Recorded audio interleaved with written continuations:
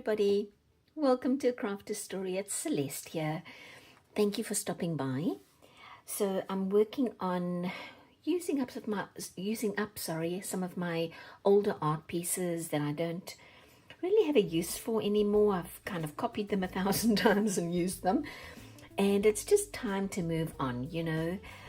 So here's a piece that was I think a watercolor. This was a watercolor, so I'm using them up as I've decided to use them up, and to make some flat pens. I haven't made flat pens in quite a while, and I just thought that's a nice craft to return to. And just recently I made some of these little mini journals, and I've made 2 more. I'll put the link for this craft tutorial in the description below, and then you can click on that and go and see how I made them, because I can get 2 of these out of one little notepad. So I get these little notepads at the dollar store, but I've seen them in other stores as well. So you just a little notepad that I use to make these little guys, but I want to pair them up with a flat pen as part of like a little gift basket that I'm thinking of putting together. So these 2 little ones have got faux leather on the one side and fabric on the other side. So that's just a little reminder of a previous tutorial. The other thing that I hadn't done before with my flat pens is that I just put in the oh, I managed. I just did it with my nail. I used to just put in this inner part of the pen, right, into my flat pen, but I've decided to do it a little differently and to include this whole piece. So I'm going to leave the cap at the back on because I don't need to take it out. So I put the whole pen into the middle of my flat pen so that when the ink runs out, I can just pull this out, replace it, and put a new cartridge, I guess, into the pen, and then that way I can reuse this, because that was my problem before. The ink would run out and then the flat pen was useless to me, right? Now it's not. Now it's going to last a little bit longer, for as long as the paper holds up, and I can gift these. So my flat pens are a little bit wide. I acknowledge that, guys, up front, but and I've made them 2 inches wide, but you can always make yours a little bit narrower. I just wasn't sure if there would be enough glue space on either side if I was going to be putting the whole pen in. So enough yakking away by me. Let us get started. So I have my pen ready. I have pre-cut 2 strips, one for each side of the pen. They are 2 inches by 6 inches. Depending on the size of your pen, I really just decided on those dimensions based on my pen. So that's all it is. I'm going to round the corners out just because I like the look of it. You don't have to do that. And I just thought it's not so, you know, it kind of gives it a bit of a softer feel. I'm going to do that quickly. And then I'm going to use a hot glue gun. Let's get rid of these little bits and pieces. Let's get them out of my way. In the past, I used to just go, you know, throw everything on the floor and clean up later. But then I have to clean up later. I don't want to do that anymore. Okay, so I'm going to lay down, face down, lay down my bottom strip, and I'm going to line it up on my measure, because I want to see where the middle is, because I'm then going to run my hot glue down the middle, and I'm going to attach my pen to the hot glue. And that way it can't fall out. The only thing you have to remember is that this part of your pen must stick out the bottom. So there we go. First step done. Do I need to square it up a bit? Yeah. Oh, I think I'm faffing. I think that's fine. All right, so pen is down. It really isn't in the middle, guys. Oh, it's okay. Not a big deal, I suppose. All right, now I'm going to put some glue on top of my pen, the pen casing. And I'm going to put my other piece down, and I've got to line it up with the bottom one. So then just let it kind of rest on the pen like that. I'm going to press down a little bit. Did I leave myself? Yes, I did. I'm just checking that I left myself enough space at the top to make a hole so that I can put some ribbon in the top, and also optional if you want to or not, if you've got space at the top or not. And if you want to maybe make the pen a little longer, maybe add a 1/2 inch so you've got more space to make a hole. I'm using my crocodile, and it's a little short, but I got away with it. So I'm just gonna do that again. All right, so now I'm just gonna hold the pen between my thumb and forefinger, just so it doesn't scoot out of the way. And I'm just going to be pretty generous with my hot glue down the side. And of course I'm going to run out. Oh my gosh, really? I really need a new hot glue gun, guys. This thing comes out of Noah's father's ark. It's old. It's really old. All right, I'm going to hold it down just to get the glue to kind of stick.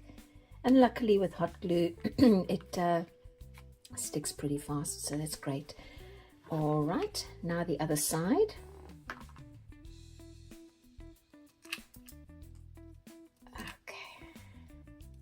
But you know, I know this is an old hot glue gun, but it just works. So I thought, nah, I'll just keep it, you know. Don't have to always replace everything just because it's old. Oh, all right, so I'm going to try and just squeeze that down. I can already see that I'm not centered. I'm not super, it doesn't really matter a whole bunch. I'm not perturbed by it. I can always just trim this off, so it's not a big deal. Okay, so I've got the two sides down. My pen is in. Everything seems secured. I'm going to close up the back here now. Let's get that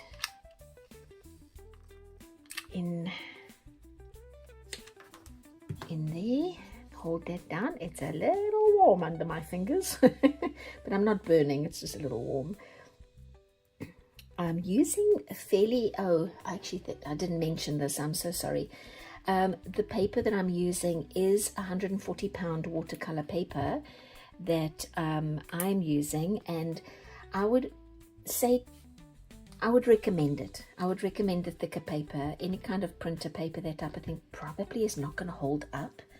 You want to have some kind of cardstock, at least 140, maybe 120 pounds at least, because okay, I've got a couple of crinkles there. I suppose it's fine. So I am very happy with this, actually, despite it being a little off center. It's not a big deal. Let me get a pen and a marker. So again, I'm going to just line it up and find my middle. I'll make a little mark here just to make a hole. Now I'm going to bring out my crocodile, and do I have, no, I've got to get that, and I'm going to set the crocodile hole onto the bigger size. I'll have to go in from the side because it won't allow me, let me see if I can just quickly get this. There we go. I have my hole in, and it's not going to, at least I don't think it's going to tear, because I have all the hot glue sort of supporting the hole at the same time.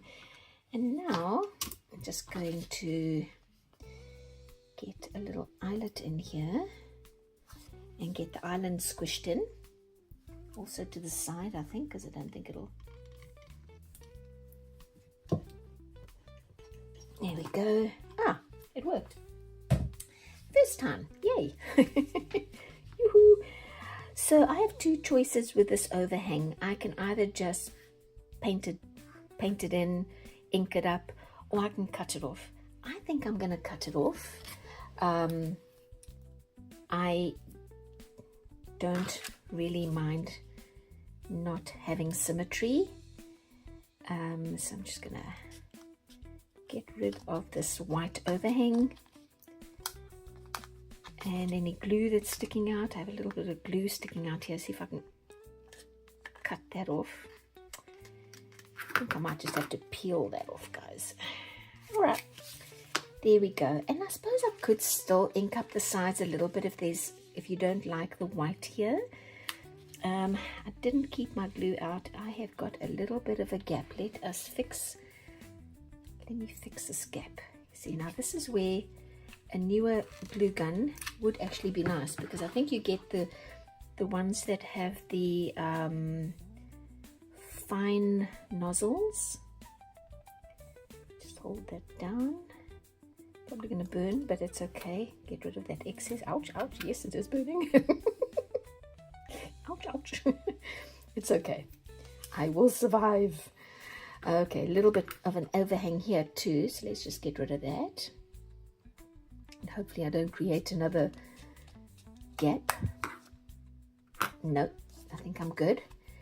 All right, so last step here, unless I was going to ink it, and I will later. I didn't bring my inks out, but so later I can do that. I am just going to put in, I decided, a little piece of lace, a little piece of fabric.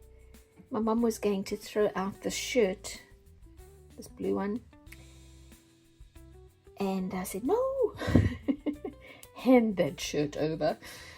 And I tore it up into strips, and I've been using bits and pieces of it because it's pretty, right? I mean, if you're going to donate it, that's fine, but if you're going to throw it out, I wanted it.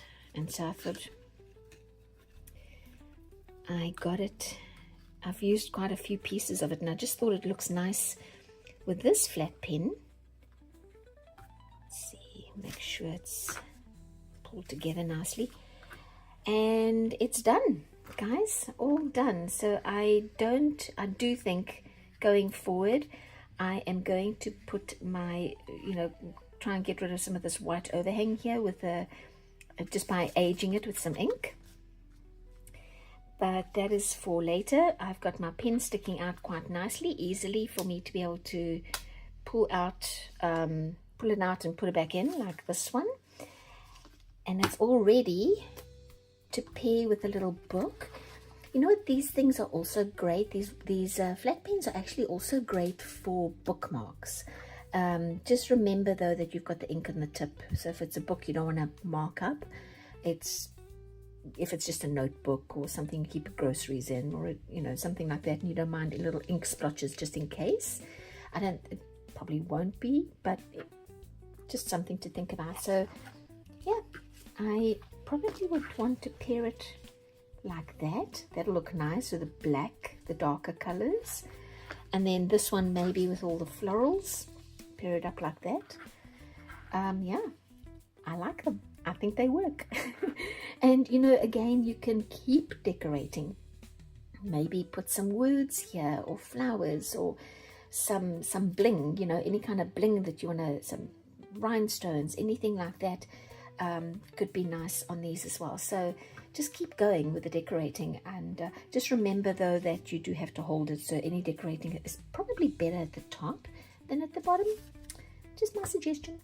Okay, you guys, thank you so much for popping around and joining me in this craft. And if you like this video, please hit that subscribe button if you haven't already, and give me a big thumbs up, and I'll see you next time. Bye.